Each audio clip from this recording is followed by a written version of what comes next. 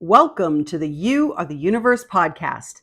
I'm your host, Victoria Haffer, intuitive healer and holistic life and body coach with over 20 years of facilitating massive transformation for people and animals. And I'm so flippin' glad you're here. Today's topic is overcoming self-sabotage. Is it your inner teen? Oh my goodness, I had so much fun putting this together. Chances are you've had lots of run-ins with your inner teen and you didn't even know it. Your inner teen can play many roles in your life, and one of them being the inner saboteur. So what is your inner teen? It's basically that part of you when you were a teen that didn't get your needs met.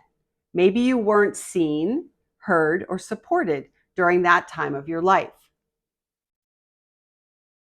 This part of you can show up in present time in many ways, but typically it shows up as self-sabotage or resistance. You get me? You get me on this feeling? Do you know what I'm talking about? Well, let me continue. Right? You might know it as the I don't want to mentality. You ever have you done that recently when it was something that you knew was going to be good for you and you just didn't want to do it? This part of you may act out and be counterproductive in many ways and show up in your life in many ways. It can also show up as rebel-like behavior, like you can't make me or don't tell me what to do.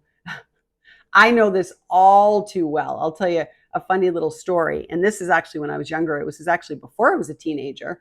And I was in kindergarten and I actually got kicked out of kindergarten. Yeah. For those of you who know me, you will laugh. It's very funny. We were told to stand up and pledge of allegiance to the flag. Now, I don't know what the problem was and why I couldn't do it, but I just didn't want to. And the teacher wound up hitting me with a ruler, and I told my mom about it, and she took me out of that school. So anyways, there it is, kindergarten, and I definitely know that feeling of you can't tell me what to do, right? So back to you. Let's talk about how your inner teen may show up in different aspects of your life. Okay, so how your inner teen may be showing up in relationships. So your inner teen can get attached very quickly, especially in relationships, romantic or even platonic friendships. It may show up as not having healthy boundaries with people and jumping into relationships too quickly, even when you see the red flags. I definitely took part in this when I was younger. You know, I would meet a guy and I was like, thought he was the cat's meow and amazing. And suddenly we were like in love with him after one date or something. So anyways, just kind of think about that, how that might show up for you in your relationships. Another way your inner teen shows up, it can be in your money. In your money. It may show up in your life as compulsive spending, impulse shopping, and credit card debt. Basically, not having a healthy, practical relationship with your money. So basically, not caring about the consequences because you want it now. Might you relate to that? And once again, I did and do, right? Credit card counseling, bankruptcy.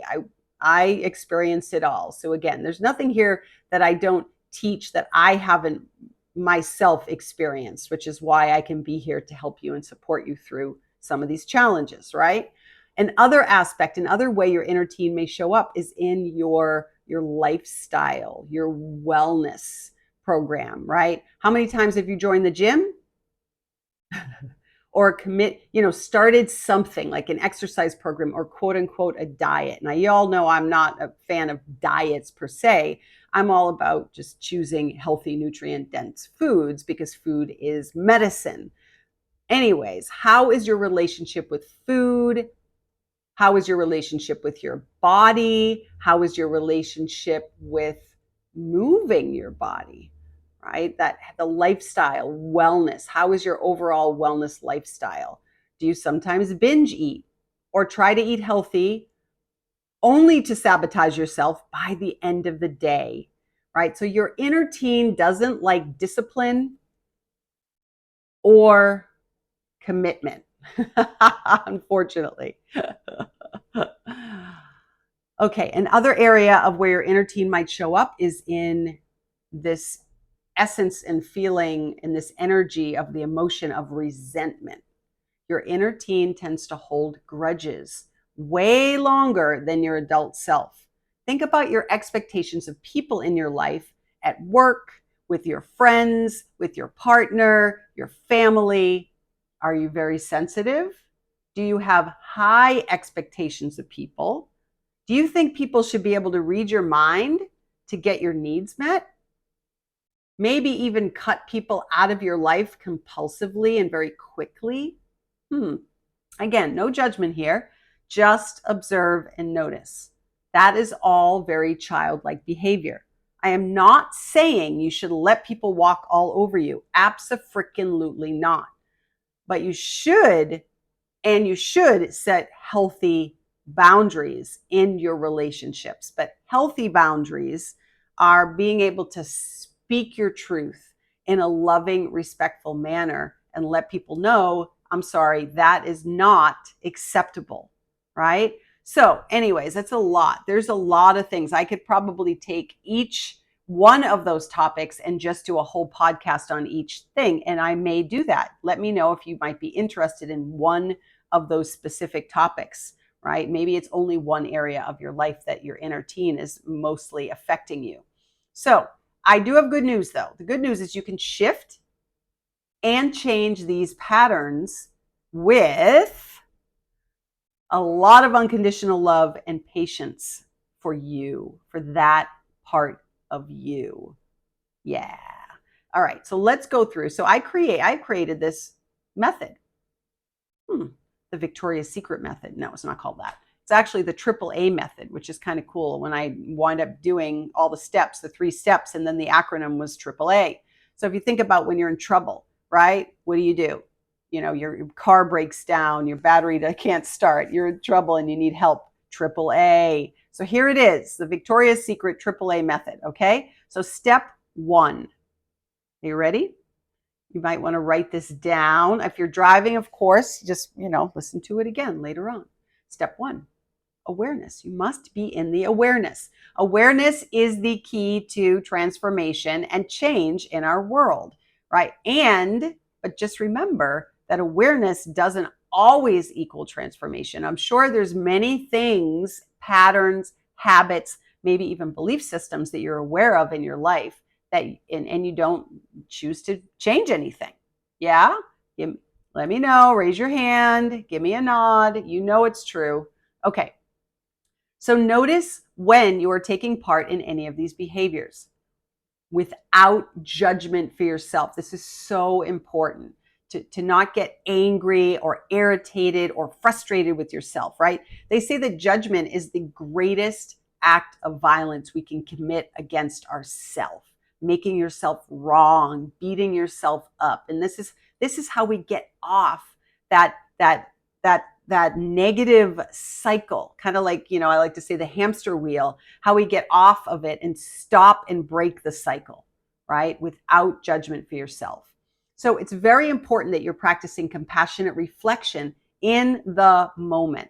If you don't know about, the power of presence, I have a much earlier podcast. If you haven't listened to it, I highly recommend that you do. It'll be very beneficial for you.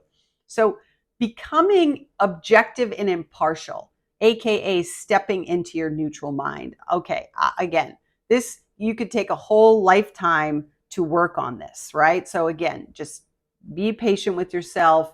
It is a practice. We call it a presence practice for a reason. And it's just a practice that I continually practice every single day. All right, so the step 1 was awareness. Step 2 is acknowledge your inner teen. Just acknowledge, oh, there you are. And you may even did you have a nickname when you were a teenager? So that could be good, a shorter name or a nickname, and just literally say that to yourself. So if you can, when this shows up, place both hands over your heart center and say to your inner teen, whatever that, nickname is, I'm here. I see you. I hear you. And I'm here for you. You don't have to be alone. And notice just in that moment if the charge or the trigger has decreased or even diminished. Yeah. And so, again, if you don't have a lot of time in that moment, that could be enough for the moment, but make sure you do return and do step number 3.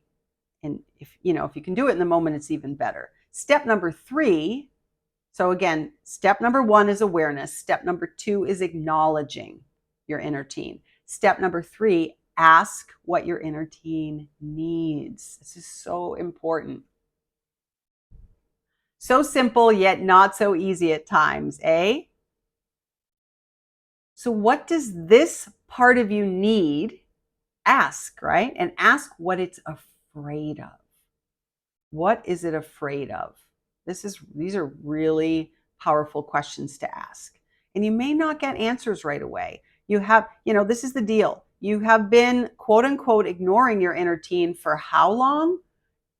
Maybe since, forever, 20 years, 30 years. So it might not quite this part of you may not trust you right now. So this is important that you do this consistently. Again, it could take all of about 30 seconds to go through all 3 steps. Automatic writing could be helpful. Going out into nature and unplugging, or step away from your phone, your computer, electronics, or even meditating, right? Maybe a guided meditation, and you could go into your meditation with the intention of being open to receiving and perceiving information from your inner teenager. This can be so helpful. You could think of things you used to love to do when you were a teenager and do those things on a more regular basis. So perhaps art. And even if you're not a great drawer, who cares, right? Color. I have like a nature coloring book that I'll pull out and color. Horseback riding, hiking, or even watching a TV show that you loved as a teen. Like one of my favorite shows when I was younger, it was called Gossip Girl, right? I mean, now I wouldn't love that so much, but and binge watch it just for if that's what your inner teen wants, right? So basically have fun and find your joy factor. So the truth is, there are many aspects of us that show up in our life throughout our day. The inner teenager is just one part of that. The key is to be present to what and who is showing up in your life at any given moment, especially when you're triggered, right? When you're triggered, when you're irritated, annoyed, frustrated, angry. That was my go-to as a kid, and sometimes it still is. That anger factor, right? Because I was hurt. I had so much hurt and sadness and grief from not really being seen or heard, or supported as a child. A lot. Not ever, but just a lot. I had grown up very quickly and had 2 younger sisters, and I often had to take care of them energetically. And so anyways, it's, again, we all have our story, and just know that the great news is, right, you can transform it. You are the master of your destiny, the queen of your queendom, right? Remember that we create our reality through our thoughts, our words, our actions, and our belief systems. So I hope you enjoyed today's episode. So just to review again, the 3 steps are: step 1 is awareness, step 2 is acknowledging your inner teen, and then step 3 is ask what your inner teen needs. And just commit to doing this, right, on a regular basis until you start to see whatever aspect of your life, whether it's showing up in as resentment, whether it's showing up as self-sabotage in your life, your health and wellness lifestyle, in your money relationships, or even in your friendships or romantic relationships. So as always, I would love to hear from you. Please feel free to reach out if you're interested in working with me privately on any of these things. This is what I do. This is why I wake up in the morning. And just know that I adore you and I'm holding space for you. So, on that note, right, remember to be and see the joy in everyday life.